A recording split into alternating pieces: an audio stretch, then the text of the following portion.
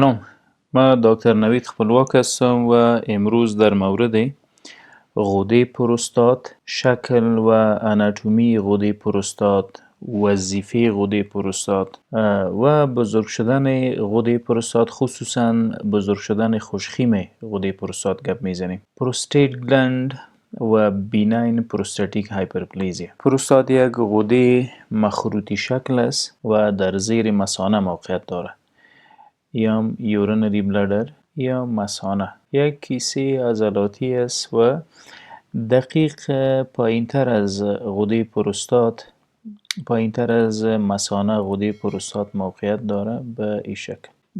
یک غده مخروطی شکل است. این شد غده پروستات ما. غده پروستات تقریبا 70% در ساختمان خود عضلاتی است، یعنی فایبروماسکولار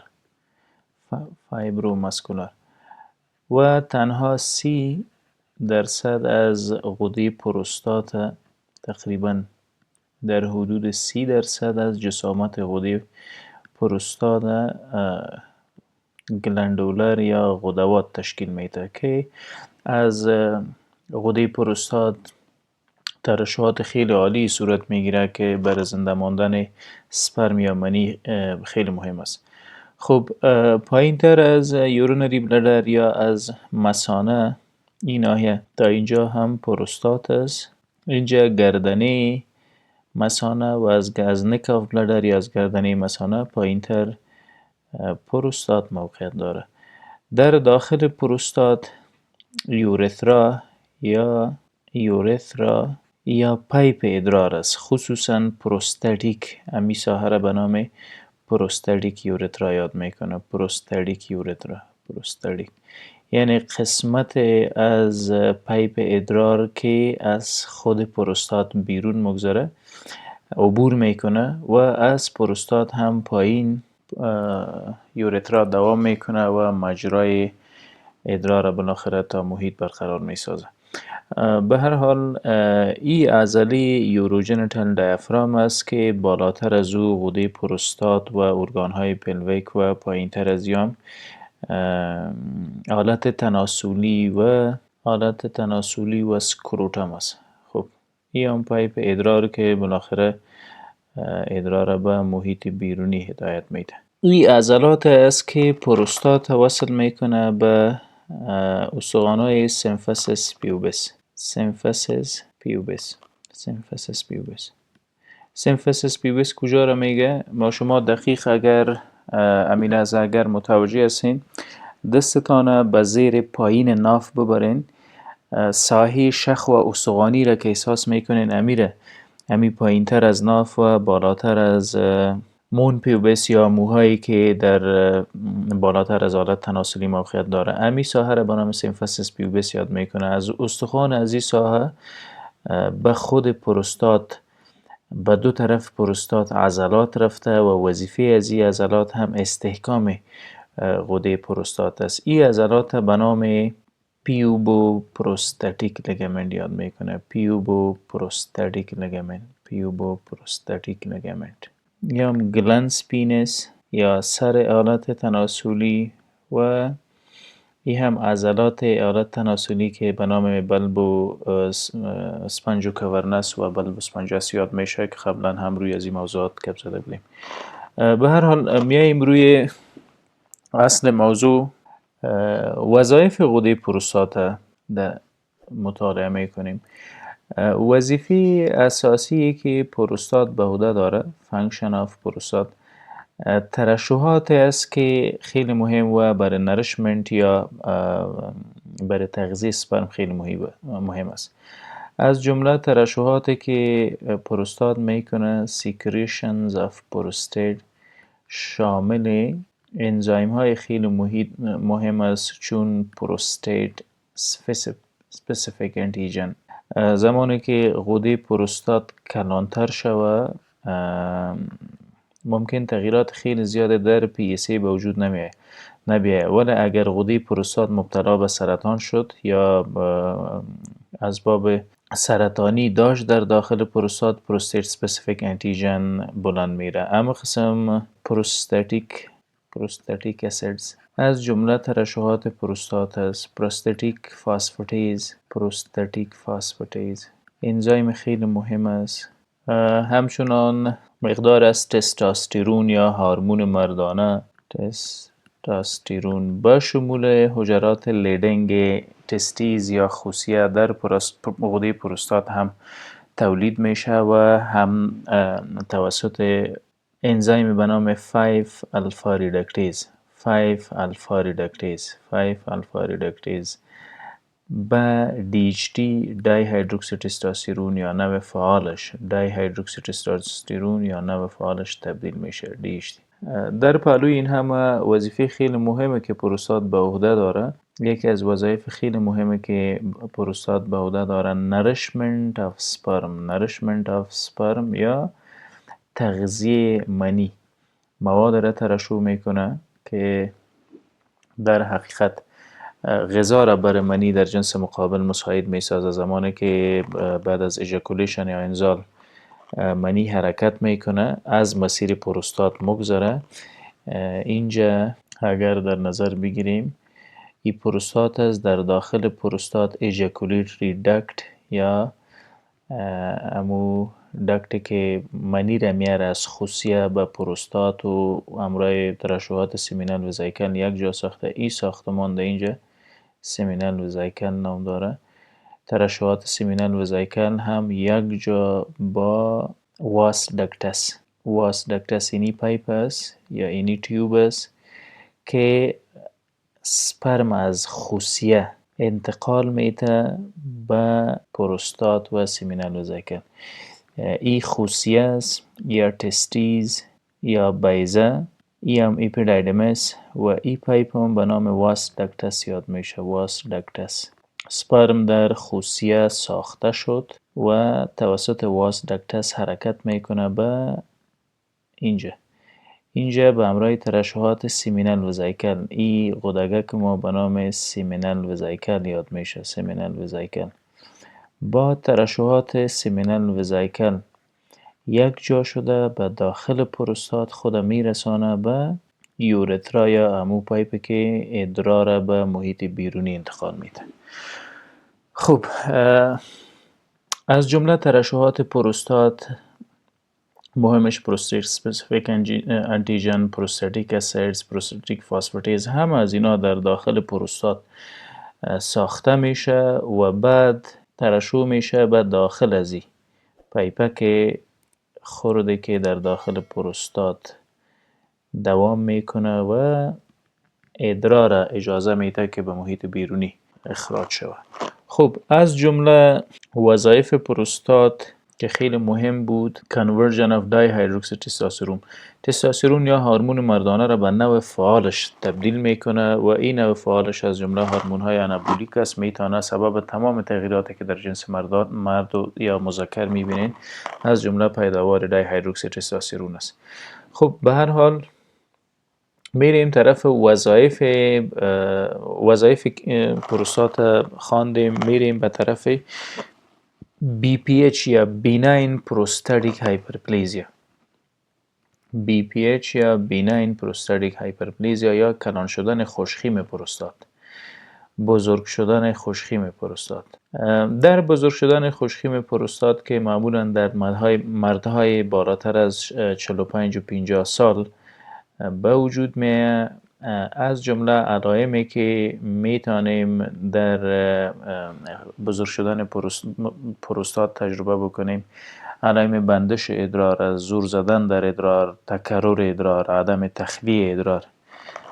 بزرگ شدن خوشخیم غده پروستات یا بیناین پروستاتیک هایپرپلزیا. خب چگونه بیناین پروستاتیک هایپرپلزیا یا BPH به وجود میاد؟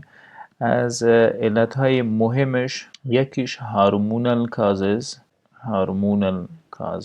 از ما در بدن خود دو نوع هورمون داریم در مجموع: هورمون های آنابولیک و هورمون های کاتابولیک. هورمون های آنابولیک از جمله هورمون هایی هستند که سبب نموی بدن، سبب گروت یا تکثر حجرات میگرده، و هورمون های کاتابولیک هورمون هایی است که در خرد کردن و تجزیه کردن و از بین بردن ها رول مهم داره. از جمله هورمونی که در پروستات سبب بزرگ شدن خوشخیم پروستات میگرده و ریشه در هورمون های بدن داره، یکشم تستوسترون است. تستوسترون توسط خصیه یا بیضه و خصوصا حجرات مخصوص به نام لیدینگ تولید شده، به داخل جریان خون میره و از داخل جریان خون هم خود به پروستات میرسانه. در پروستات توسط انزیم به نام 5 الفا ریدکتیز تولید میشه به دای هیدرو تستوسترون، نوع فعال تستوسترون یا هورمون جنسی، و این هم سبب گروت یا نموی حجرات میگرده، حجرات پروستات میگرده و نتیجهش بالاخره BPH یا بینین پروستاتیک هایپرپلزیا. همچنان هورمون های دیگه موجود است که میتونه به یک نوع BPH به وجود میاره، مثلا استروژن، پرولاکتین. اگر مقدار این هورمون ها در خون یا در بدن مردها بلندتر ماند، بالاخره در دراز مدت میتونه سبب بزرگ شدن خوشخیم پروستات یا بینین پروستاتیک هایپرپلزیا بگرده. اما قسم انسولین از جمله هورمون های آنابولیک است که میتونه سبب بزرگ شدن غده پروستات بگرده. اکثرا در کسانی که مبتلا به شکر هستند با یک لیول متزلزل انسولین روبرو میشن. گاهی اوقات انسولین زیاد میگیره که ضرورت نیست، یا انسولین زیاد تولید میشه در وجودشان در مقابل سطح گلوکوز خون. هم از اینا در دراز مدت میتونه سبب BPH یا بینین پروستاتیک هایپرپلزیا یا هایپرتروفی بگرده. خب اگر پروستات کلان شد و BPH به وجود آمد، معنای از این گپ چیست؟ خب ای اگر مثانه باشه، مثانه یا هم گردنه مثانه، به دو طرف مثانه گفتیم که غده پروستات موقعیت داره، به دو طرف گردنه مثانه، و به این شکل پروستات در بین خود یورترا یا پیپ ادرار را در بین خود محاصره کرده. به این نوع اگر غده پروستات کلانتر شد، بدون شک به دو قسمت فشار وارد میکنه. یکی گردنه مثانه، neck of urinary bladder،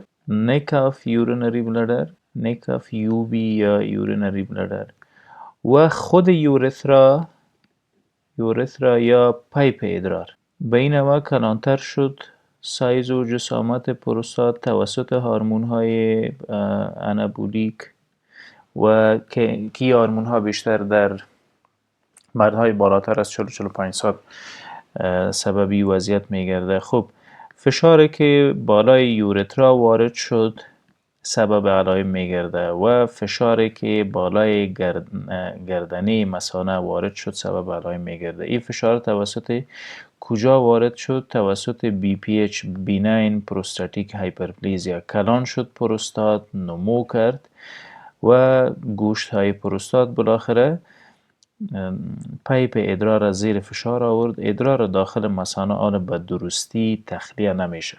میریم به طرف علائمی که برمیخیزه از کلان شدن غده پروستات. خب یکی را به نام وایردینگ سیمپتومز یاد میکنه. وایردینگ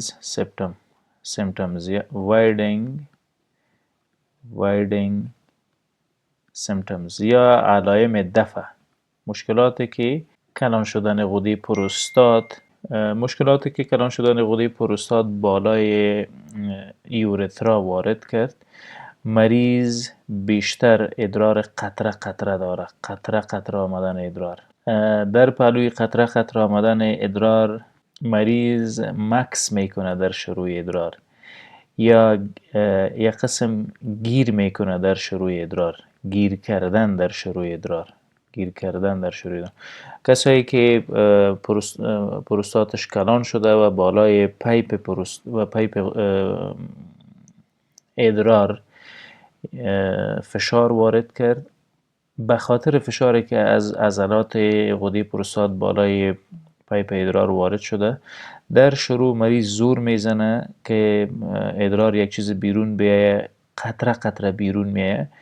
بعد بعض انسان ها در شروع ادرار مکس میکنه، زور میزنه و یک قسم فکر میکنه که گیر مانده ادرارشان و در پهلوی این همه قطع و وصل شدن، قطع و وصل شدن، قطع و وصل شدن ادرار، همه از اینا به خاطر کلان شدن یا بزرگ شدن غده پروستات و فشار وارد کردنش هم بالای پیپ ادرار در داخل پروستات به وجود میه. اگر احیانا پروستات بالای مثانه یا گردنی، علائم پروستات بالای گردنی مثانه مطالعه بکنیم، تکرر ادرار یعنی بار بار رفتن به تشناب از جمله علائم است که بنابر وارد شدن فشار توسط پروستات بالای گردنی مثانه به وجود میه. اما قسم سریع رفتن، urgency and frequency، سریع رفتن به تشناب از جمله علائم است که در زیر فشار بودن گردنی مثانه احساس میشه. اما قسم شب بیداری از شب ادراری و شب بیداری به خاطر کلان شدن غده پروستات، یعنی بار بار شب از خواب شیرین میخیزیم و میریم به تشناب، در تشناب هم میبینیم که به خاطر بیرون آوردن یا بیرون کشیدن ادرار زور میزنیم، قطره قطره میایه، به صورت درست نمیایه. اگر مدت ها از این وضعیت مگذره، بالاخره در بعض مریض ها عدم کنترل ادرار به وجود میاد. در بعض مریض ها عدم کنترل ادرار، در عدم کنترل ادرار یا urinary incontinence مریض نمیتونه ادرار خود بگیره و در کمترین فرصت اگر به تشناب نمیرسه ادرار در میریزه ازش، در تنبان مریض میریزه و مشکل اجتماعی کلان را به مریض برپا به وجود میاره. خب اگر پروستات کلان شد چگونه معالجه بکنیم؟ قبل از معالجه پروستات باید روی علائم هم گفتیم چگونه تشخیص صورت بگیره، دیاگنوسیس یا تشخیص. برای تشخیص کلان شدن پروستات دیجیتال ریکتال اگزامینیشن یکی از معاینه که بیشتر و آسانتر ما را به تشخیص وضعیت میرسانه. دیجیتال ریکتال اگزامینیشن. در دیجیتال ریکتال اگزامینیشن دکتر توسط انگشت خود از طریق مقعد میره و پروستات معاینه میکنه. اگر کلان بود بی پی اچ در زیر انگشت دکتر معاینه کننده به شکل دانه های گندم پوندیده احساس میشه. دیجیتال ریکتال اگزامینیشن. چگونه این معاینه ممکن است؟ هم فرضاً مثانه به دو طرف گردنه مثانه غده پروستات، از داخل غده پروستات هم پیپ ادرار عبور میکنه. ای هم یوروژنیتال دیافرام. به عقب مثانه کانال مقعد و رکتم موقعیت داره. ای هم رکتم است. معالج یا دکتر اگر شک کرده که مریض علائم داشت و بعد پروستات باید معالجه کنه، توسط انگشت اندکس یا انگشت شهادت خود میایه و این ساحه را میبینه، لمس میکنه بزرگ شدن پروستات به این شکل پوندیدگی های دانه دانه یا مثل دانه های گندم. توسط دیجیتال ریکتال اگزامینیشن قابل حس است. اما قسم ابدامین پلویک التراساوند، خصوصا پلویک التراساوند در مورد جسامت و وزن پروستات میتونه معلومات خوب را ارائه کنه. معاینه پروستات سپسیفیک انتیژن در خون هم در موجودیت سرطان های پروستات کمک خیلی خوب میکنه. بعض معاینات است که فلو آف یورین یا جریان ادرار، قوت جریان، شدت جریان مطالعه میکنه که هم از اونا به یک نوع نشان دهنده کلان شدن یا بزرگ شدن خوشخیم غده پروستات است. پروستات در داخل خود به نام ejaculatory duct یک اوپننگ داره، یک ساحه داره که اجازه میده منی و ترشحات سیمینال وزایکل به محیط بیرونی خصوصا به جنس مخالف انتقال بکنه تا حمله به وجود بیاره. ای ایجاکولیتری داکت است و ای هم سیمینال وزایکل و ایجاکولیتری داکت هم به این و به یوروژنیتال، از یوروژنیتال دایافرام پایینتر به خوسیه وصل است. در خوسیه هم در جایی که سپرم ساخته میشه. به هر حال میریم به طرف بعد از معاینه معالجه وضعیت میکنیم چگونه تداوی صورت میگیره. خب ما دو نوع معالجه داریم برای پروستاتی که کلان شد. معالجهش دو نوع ممکن است: توسط ادویجات مدیسنز و اگر نتیجه نداد ادویه، در او صورت برای پروستات جراحی خیلی نتیجه خوب میده. سرجیکال تریتمنت. منطق اساسی که در معالجه به کار میبریم یا گردنی مثانه را ریلکس میسازیم، نرم میسازیم که اجازه به ادرار به طرف پایین بیه. به این معنا که این مثانه است، پروستات ای ساحه را تحت فشار آورده و پایپی که ادرار را انتقال میده ای ساحه را تحت فشار آورده. ادویجات را که استفاده میکنیم باید گردنی مثانه را از فشار خلاص بکنه و اجازه بده ادرار به طرف بیرون بیه. و اینا هم الفا بلاکرز هستن. نام از این صنف از ادویجات به نام الفا بلاکرز یاد میشه، مثل کپسول تامسولوسین که بیشتر مورد استفاده قرار میگیره. تامسولوسین گردنی مثانه را ریلکس میکنه، نرم میسازه و اجازه میده که ادرار به محیط بیرونی دفع شود. صنف دیگه از ادویجات که خود پروستات مورد حمله قرار میده، یعنی در خردسازی غده پروستات، هم پروستات شد. صنفی که مستقیما پروستات مورد حمله قرار میده اونا 5 الفا ریدکتیز انهیبیترز هستن. 5 الفا ریدکتیز انهیبیترز یا الفا ریدکتیز انهیبیترز.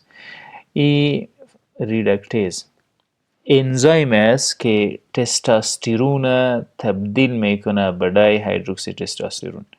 تستوسترون چیست؟ هورمون است. تستوسترون هورمون مردانه است که توسط خوسیه و بعض از حجرات پروستات، حجرات کبد، حجرات پوست بدن ما تولید میشه، داخل جریان خون میره، از داخل جریان خون هم خود میرسانه به پروستات و جاهایی که مورد ضرورت است.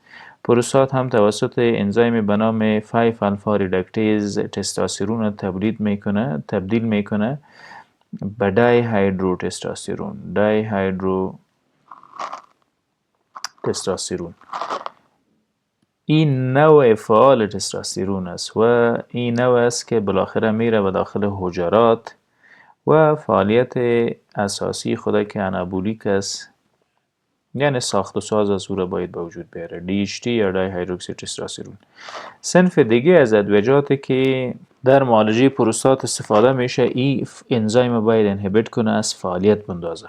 فیناستراید، کپسول های فیناستراید از جمله ادویجات است که فعالیت انزیم 5 الفا ریدکتیز کم میسازه، مطلق توقف میده و این بالاخره اجازه میده که پروستات نرم شوه یا به اصطلاح هم شفتار شوه و در داخلش پایپ ادرار هم اجازه پیدا بکنه که ادرار به محیط بیرونی انتقال بکنه.